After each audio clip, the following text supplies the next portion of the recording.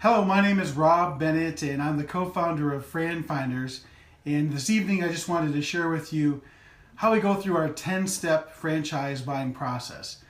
Since we've started our business back in 2008, we've identified that there's a process that you need to go through to be able to buy a franchise. And to go through that process, going through each step preceding the next step, just helps with the discovery and the due diligence in your research for a franchise.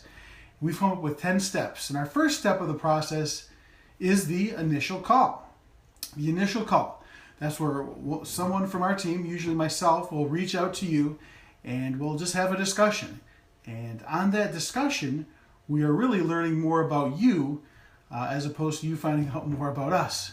So on that initial call, I'm listening. I'm hearing what you have to say. I ask a few questions, and the first question that I ask folks is, what's your motivation for wanting to start a business? And you can only imagine the type of responses that we get. But based on the response, that's how we know where we're going with the call. For instance, if someone responds, I just want to get more money. The reason why I want to start a business is to get more money. Doesn't everybody want to do that? And potentially that's a good answer. But more than likely, that's not the best answer, because to take on the project of starting a franchise, it's going to take a lot of energy and determination, and you're going to have to be driven towards a bigger goal. And just to make more money, that's probably not strong enough drive. When we hear answers to that question, what's your motivation for wanting to start a business? If we hear the answer, to be my own boss, to take control of my own future, to build something and leave a legacy for my family, those are the motivators that we are looking for to help us engage with a potential candidate to help them through the process, because those are the motivators that are the strongest. They want to be their own boss. They want to set their own sail. They're tired of working for someone else, and they think they can do it better. Those are the key motivators. So on that initial call, we ask the question, what's your motivation? The second question that we asked is, what's your time frame? When are you looking to make a change? Is it within 3 months? Is it 3 to 6 months? Or is it by sometime next year? And we listen for that response to get a feel for the timing. How urgent are they as far as wanting to get this goal accomplished? If they say 0 to 3 or 3 to 6 months, those are the time frames that we're looking for, because we can start identifying certain territories and areas of franchises that make sense for them in their market or their desired market, and we can really start making steps towards going through the due diligence. If they say, oh, sometime next year, or I'm just really looking, well, we understand that you're in discovery phase and you're trying to gather information, but even if it's a year out, information changes, whether it's the franchise fee or the territory available, things change. So you'll certainly want to keep your time frame within 6 months. 3 to 6 months is ideal. Usually it takes roughly 2 to 3 months once someone engages in their franchise search to be able to complete the project, to do the research, to identify a brand, and also conduct their due diligence, and also come up with financing. So 2 to 3 months is our target average. The last question we ask them is as far as their investment levels. We ask them, what amount of liquid capital do you have set aside to put towards a business? And I wait and we listen for that answer. And sometimes I need to define what liquid capital is.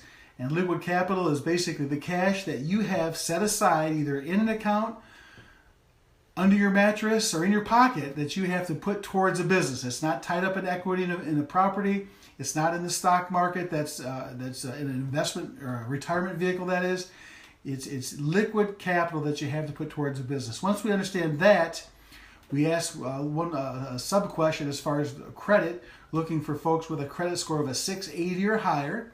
If you have a 680 or higher, then there's funding options, usually by the Small Business Administration, the SBA. They back startup franchise lending in most cases, so we're looking for that 680 or better.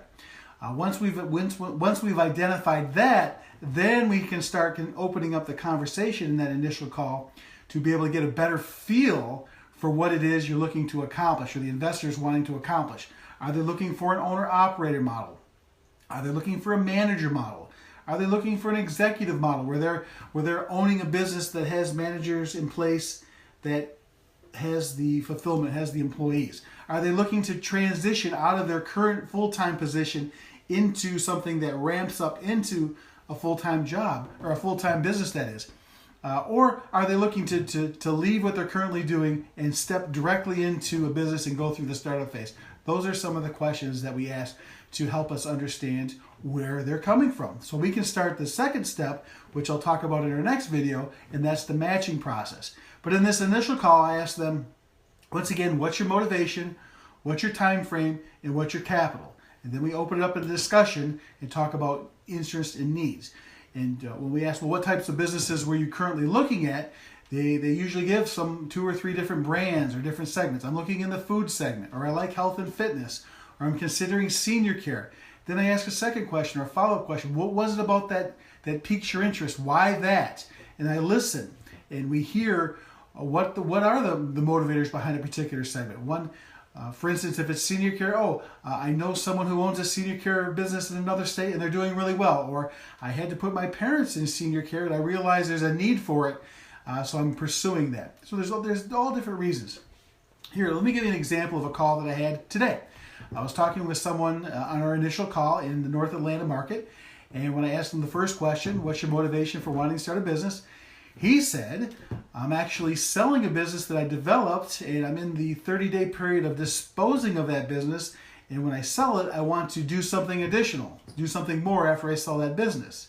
So he had a time frame of 30 days that he wanted to start looking at a new business. Now, the type of business that he had was more software development. It was a platform to help medical facilities in some way. And he wanted a business that was more focused on people as opposed to maybe programming and technology. So we were looking at more simpler businesses than what he was familiar with. At least that's the target that we were heading towards. When I asked him what his time frame was, he mentioned it was 30 days, but there was no rush. So 3 to 6 months seemed to work for him. When I asked him his capital, he said because he was selling an existing business, he had plenty of liquid capital, or at least that was going to be released. So that opened us up to looking at more options when we're looking at him as a case. When I started talking a little bit more, I found out that he was retired military. He served on the Special Forces.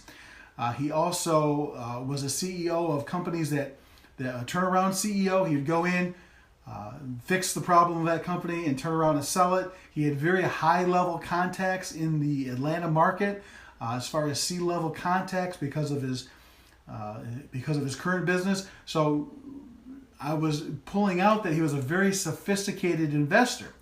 So when I asked him what types of businesses he was looking at, he had mentioned some segments that when I saw his personality and his background, it didn't quite connect in with the level of business that he had experience with. He was actually sometimes more sophisticated than some of the franchise brands that are out there.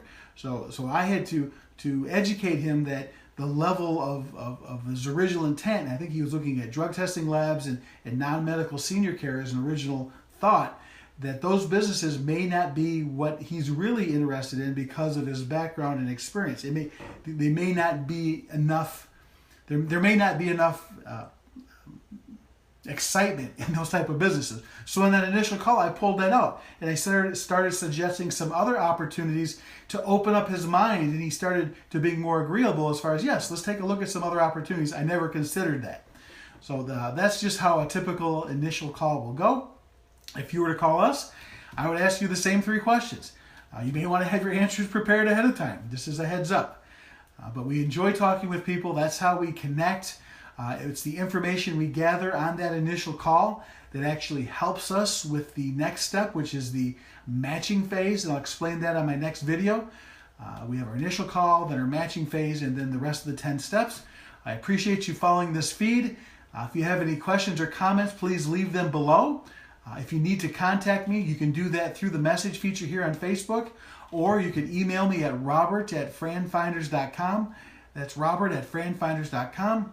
If you are watching this on another platform, please like and share, subscribe to the channel. I appreciate that. Take care, and we'll talk soon.